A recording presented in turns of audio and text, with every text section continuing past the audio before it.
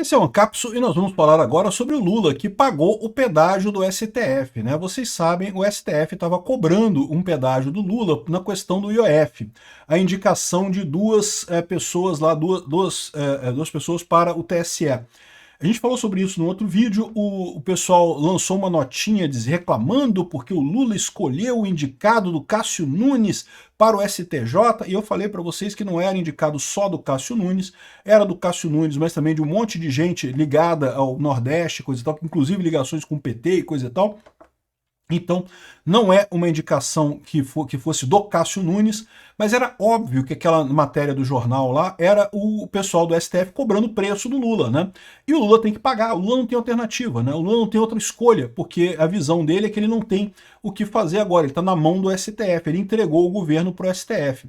Esse é todo o problema. Por quê? Porque essa indicação do Lula aqui de pagar o preço do STF pode significar que o STF vai agora ajudar o Lula e acabar com o negócio, ou acabar com a pretensão do Congresso do IOF, ou seja, vai decidir o IOF a favor do Lula, ferrando os brasileiros todos. Será que é isso que vai acontecer? Vamos entender, vamos ver o que vai acontecer, mas aparentemente esse preço foi pago, o pedágio foi pago. Essa notícia foi sugerida por Peter Reptiliano, eu posso provar. Peter parece o Ayatollah Khamenei e várias outras pessoas. Obrigado aí ao pessoal que sugeriu notícias lá no nosso site, no visãolibertaria.com. E obrigado a você que está assistindo o nosso vídeo. Se você gosta do nosso conteúdo, por favor, deixe o seu like, se inscreva aqui no canal, né? Então, a gente falou sobre isso alguns dias atrás, né, que o pessoal do STF estava reclamando que o Lula indicou não sei quem lá para o STJ, que seria indicado do Cássio Nunes, o que não faz sentido. É porque era indicado do Cássio Nunes e de outras pessoas também ali, né? Brasília é tudo isso, gente. A gente tem essa visão de que lá o pessoal briga pra caramba, que o pessoal da direita não fala com a esquerda, não sei o que lá, e não é bem assim, cara. O que acontece lá em Brasília é muita negociação, muito acordo, muita gente falando um com o outro, não tem outra alternativa, tem que ser isso. É política é isso, né? É botar a mão na merda mesmo e tentar tirar alguma coisa de positivo dali, né? Enfim, o Lula, portanto, e como eu falei para vocês, aquela nota que o pessoal do STF publicou no jornal, foi uma jornalista que publicou, mas evidentemente a mando do pessoal do Alexandre de Moraes, era a fatura para a questão do IOF. Estavam cobrando. É assim que funciona, gente. Ninguém, nesses altos círculos, o pessoal não vai fazer acordo igual a gente faz aqui. Não, me dá isso daí que eu te dou isso daqui. É muito arriscado, é muito perigoso esse tipo de coisa. Ninguém faz a coisa, é tudo por notinha, essas coisas assim. E botaram essa coisa aqui, botaram essa dica que queriam que o Lula indicasse fulano e Beltrano para o TSE. E o Lula foi lá rapidamente, imediatamente agora. Nessa notinha saiu na semana passada, agora o Lula já decidiu. O Floriano Marques Neto e a Estela Aranha. Os dois foram indicados para o TSE, tá? E qual que é essa história aqui, né? Tem as duas pessoas... O pessoal está falando aqui, olha só, as escolhas de Lula para o TSE agravam a situação do Bolsonaro em 2026. Isso é mentira. Não agravam nada. Por que não agravam? Porque as duas pessoas que estão hoje no TSE já são contra Bolsonaro. Os dois que estão hoje no TSE são cria do Alexandre de Moraes. Quando o Alexandre de Moraes foi presidente do TSE.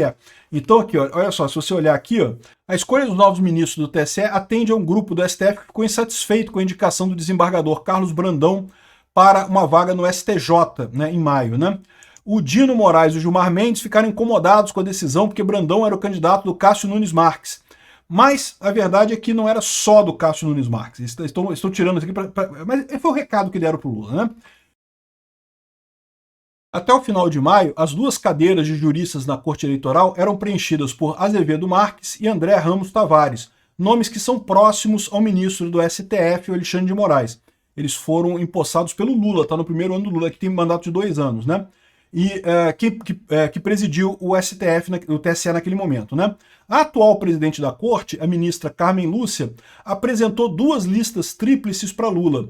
Uma com nomes de 2 juristas e a outra com nome de 3 mulheres. Por quê?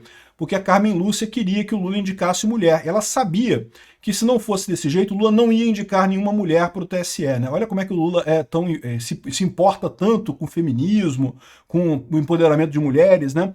A Carmen Lúcia fez isso. Agora, também ela disse que o gesto era importante para trazer mais mulheres para o tribunal. Mas a movimentação foi interpretada como uma forma de diluir a influência de Alexandre de Moraes, né? O que também não deixa de ser uma coisa boa. essa mulher que entrou aqui no lugar do coisa, ela é ligada ao Dino e a Carmen Lúcia também. Então ela não é só ligada não é só o fato de ser mulher, ela é ligada ao Dino e a Carmen Lúcia, né?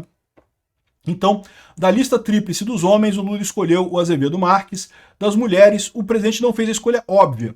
O mais trivial seria escolher a advogada Vera Lúcia Santana de Araújo, porque ela tem uma história ligada ao PT. O Lula certamente iria indicar essa mulher. Ele queria essa mulher porque ela é ligada ao PT, é petista. O objetivo do Lula é botar cupincha em tudo quanto é cargo o máximo possível, né? E tem uma outra também que não é tão próxima ao governo, mas tinha chances, porque já passou pelo TSE e coisa e tal. No final, o Lula escolheu a advogada Estela Aranha, porque foi secretária do Flávio Dino e hoje é assessora da Carmen Lúcia. Então, o Lula jogou para os dois lados, jogou para Carmen Lúcia e para o Alexandre de Moraes, né? Essa foi a decisão. Mas, de qualquer forma, é aquilo que eu falei para vocês. Foi o Lula pagando pedágio para tentar passar o IOF lá no STF, né? E não foi só com ele não, tá? Também teve o Alcolumbre. O Alcolumbre ganhou tudo, meu amigo. Tudo que o Alcolumbre pediu para o Lula, ele ganhou.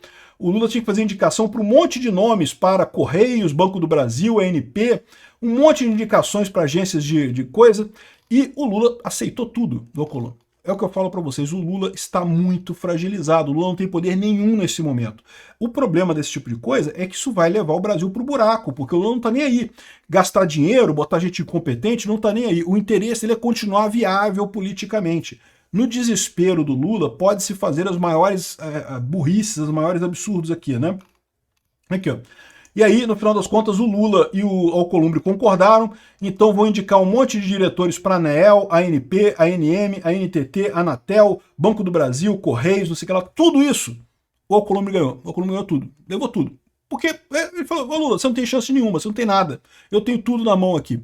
Qual que é o problema disso daqui? O que mais foi negociado nessa história? Porque, de novo, isso existe o risco do IOF voltar, do STF, que já o Lula pagou o preço do STF aqui com um monte de indicação para tribunais, e agora pagou para o Alcolumbre alguma coisa, para o Alcolumbre barrar alguma coisa, para barrar o IOF, vai deixar o IOF.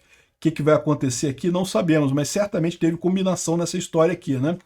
E, enfim, essa vitória que o Lula deu para o Moraes e o Dino na disputa de cadeiras do TSE, como eu falei, não piorou a situação para o Bolsonaro, porque é a mesma situação. O Bolsonaro tem que contar com o Cássio Nunes e o André Mendonça, que vão estar no TSE durante as eleições de 2026. Nada além disso, o resto do pessoal é totalmente hostil a ele, não tem essa chance. O que mostra isso aqui no final das contas é que o Lula pagou tudo. Mandou um monte de emenda para parlamentares, entregou todas as indicações do TSE e coisa e tal. O Lula está desesperado. O problema todo é o quanto que isso vai custar para o Brasil no final das contas.